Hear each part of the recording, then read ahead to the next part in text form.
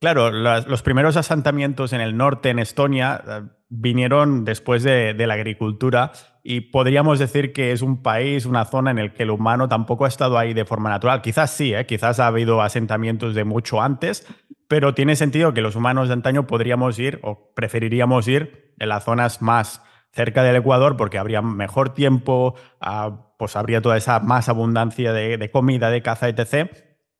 ¿Qué implica estar viviendo en el norte para mí en términos de salud? ¿Cómo me afecta de forma negativa?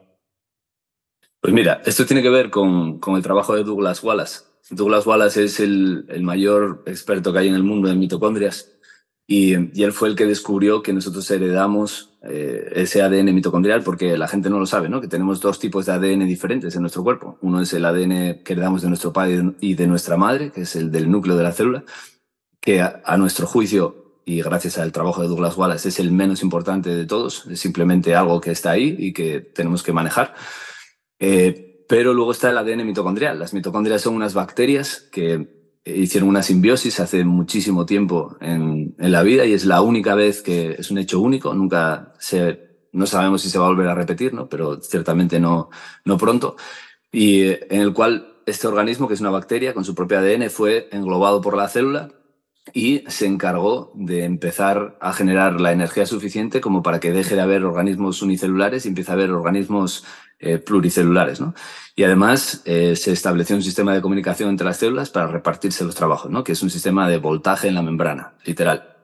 Y todo esto lo que dio lugar es a que nosotros heredamos ese ADN mitocondrial de nuestras madres solamente, ¿no? Entonces tenemos que fijarnos mucho en dónde viene esa herencia del ADN mitocondrial porque hay diferentes tipos de variaciones, ¿no? Por ejemplo, se denominan haplotipos.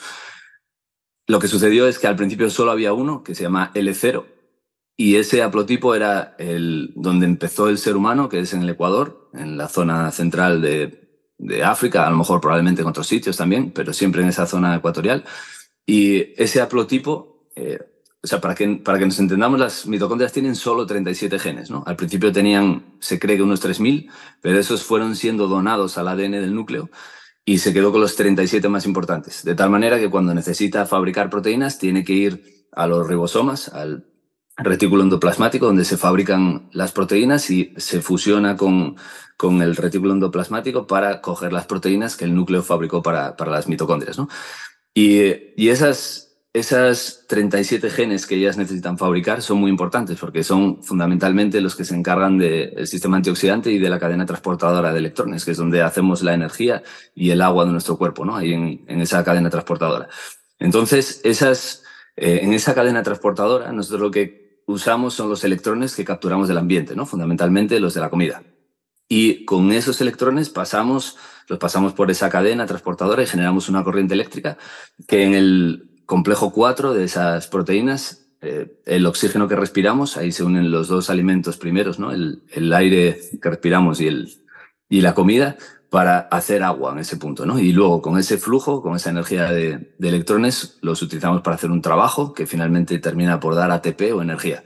Entonces, si nosotros fabricamos con los electrones de la comida el 100% de ATP, eso es el haplotipo este L0, ¿no? Se dice que está un sistema muy acoplado. Con los electrones fabricamos energía. Pero a medida que nosotros nos fuimos desplazando, que fue el humano evolucionando y nos fuimos desplazando hacia el norte, hacia sitios donde tú estás, por ejemplo, ese acople ya no podía ser, ¿no? ¿Por qué? Porque no podemos utilizar todos los electrones para fabricar ATP o energía, sino que tenemos que utilizar algunos de ellos para bombear protones que finalmente pasan por otras proteínas que hay en esa membrana que se llaman desacoplantes y genera calor, ¿no? Y entonces el sistema se desacopla, es decir, es menos térmicamente eficiente, ¿no? El motor del ATP sintasa no funciona con una eficiencia del 100%, como sucede en las personas de raza negra, que funciona perfectamente al 100%, no en todas, porque algunos de ellos ya tienen incluso otros haplotipos diferentes, pero dejó de ser así para producir un poco de ATP y un poco de calor, ¿no? Y en las personas que viven o que tienen esos haplotipos ya muy tardíos, que viven al norte de Europa y que son de piel blanca completa y ojos azules o muy claros, En esas personas el sistema de producir calor es máximo, ¿no? Y el sistema de producir energía es pequeño. Entonces esas personas tienen que comer mucho más para obtener los mismos beneficios, ¿no? ¿Qué sucede? Que si tú estás en Estonia y tienes uno de estos haplotipos L0, y puede darse, es decir, hay personas que, de hecho, yo conozco una persona que tiene Fitzpatrick 1, que es la piel más blanca que hay, y ojos azules, y su haplotipo es L1 o L2, no recuerdo, que es de una persona, o sea, de raza negra pura y dura, ¿no? Es decir, Hostia. está brutalmente acoplado. Entonces esa persona, si se va al norte, lo va a hacer muy mal, porque su cuerpo no va a generar el calor suficiente para producir los resultados que uno tiene que producir si vive en esas regiones, ¿no? Con lo cual, en ese punto, nosotros tenemos que saber, literalmente. Tú tienes que conocer, por ejemplo, cuál es tu línea materna, eso se hace con una analítica de ADN mitocondrial, y en el momento que sepas cuál es tu haplotipo, ya sabes si puedes prosperar en esas zonas del norte o no, ¿no? Pero eso es fundamental. Por eso las personas que tienen ese haplotipo, que son de raza negra o latinos del Ecuador y todo eso, de las zonas tropicales, cuando van a sitios al norte, es donde ven más enfermedades modernas, ¿no? Por ejemplo, los afroamericanos en Estados Unidos lo hacen muy mal, ¿no? En zonas así, o en Canadá. Los senegaleses que viven mucho ahí en Detroit, como decía el otro día el doctor Jack Cruz, tienen una plaga de enfermedades modernas, ¿no? Porque no están preparados, o sea, sus mitocondrias necesitan 100% la luz solar para acoplarse, ¿no? Y no tienen esa eficiencia, no tienen suficiente fuerza en el sol, entonces lo pasan mal en esas regiones. Sin embargo, bajar hacia abajo no es tan complicado. Cualquiera puede hacerlo, ¿no? Cualquier persona que incluso sería favorable, porque podría disfrutar más de la vida moderna que restringirse tanto, ¿no? Si tú estás ahí arriba, evidentemente tienes que utilizar mucha restricción de muchas cosas confortables y cómodas, ¿no? Para seguir saludable. Y eso es un poco lo que tienes que medir, ¿no? Evidentemente, si hay sol, tú puedes comer, porque los ritmos circadianos tienen su propio ritmo endógeno, que dura más o menos 24 horas, pero no 24, y tú tienes que sincronizarlo con el exterior.